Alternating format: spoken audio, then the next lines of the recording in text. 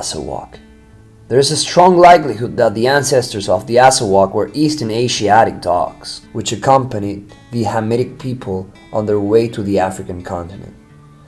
This unique canine variety owes its existence to the natural selection and partially to the breeding efforts of the progenitors of modern-day Tuaregs. Recent genetic research showed that the Azawakh is much closer related to wild jackals and wolves than other domestic dogs. For centuries, it was an integral part of the mode of life of lots of African folks, and mainly operated as a guardian of their livestock and settlements, and secondarily, and largely in the earlier period of its existence, as a hunting dog of the indigenous game. Majority of Azawaks doesn't have permanent residence as they travel with their nomadic owners from one grazing ground to another in accordance with seasonal changes in weather conditions.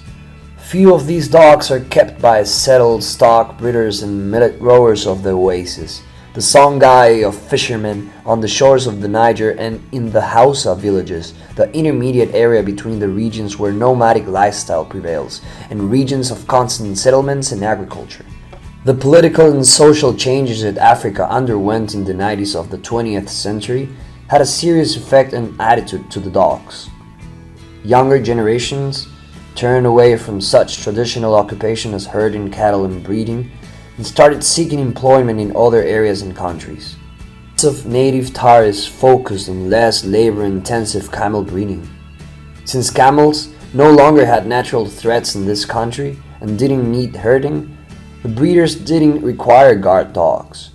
Today, the fate of the Azawakh in the Sahel strongly depends on how many of its native inhabitants will continue to earn their daily bread by breeding and herding goat, sheep, and cattle. The first Azawakh that left its homeland was brought to Yugoslavia in the early 70s of the 20th century by Dr. Pekar, a Yugoslavian diplomat who had worked in Burkina Faso. At that point, it was impossible to buy its specimen. Nomads gave a male pup to Dr. Pekar as a present. Military and civil servants from France greatly contributed to the establishment of this breed in European countries. According to Fédération Cynologique Internationale regulation, nowadays France officially patronizes the Azawakh. The breed found its way to America in the 80s of the 20th century, and its first American litter was born on October 31st, 1988. The Azawakh still retains the status of an exotic canine in Europe and North America. Nonetheless, it has already gained provisional acceptance of the American Kennel Club in 2011. The United Kennel Club recognized it in 1993. In its homeland, the Azawakh still serves as an exclusively working animal, but in the West, it almost always plays the role of a companion and show's dog. The personality of the Azawakh represents the combination of an unshakable devotion and absolute independence. It develops very strong bonds to its human family. However, most of these dogs become incredibly attached to one of its members, although the breed strives to protect from all sorts of danger all special people. It's highly difficult to rehome the breed since it has stern problems with forming new affinity to humans in its adulthood. The Azawakh usually avoids close contact and doesn't like to be pet even by a familiar person. Once properly socialized, the dog is commonly reliable around children. Nonetheless, hectic actions of kids may stimulate the dog's hunting instinct, which will end up with a chase and a knockover.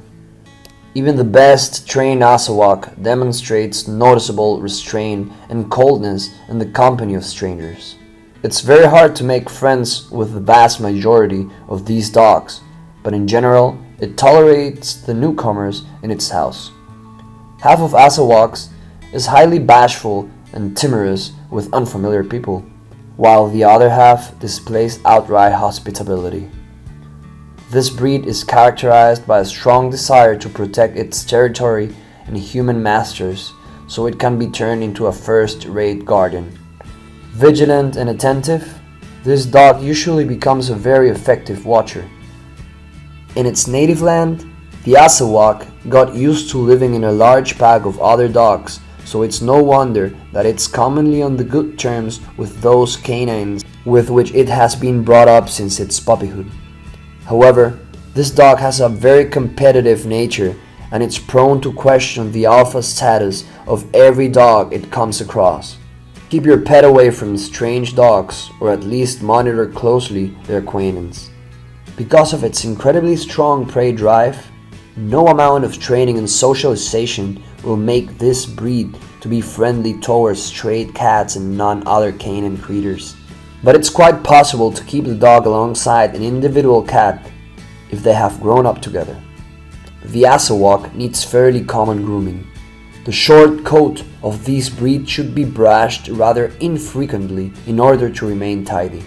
It sheds very little, and this process is much less visible in comparison with other similar canine varieties. Make sure to train your dog to such basic maintenance procedures as nail trimming and teeth brushing at a young age, since a grown-up dog is usually fearsome of them. Moreover, this breed detests water and its bathing requires lots of patience and coaxing.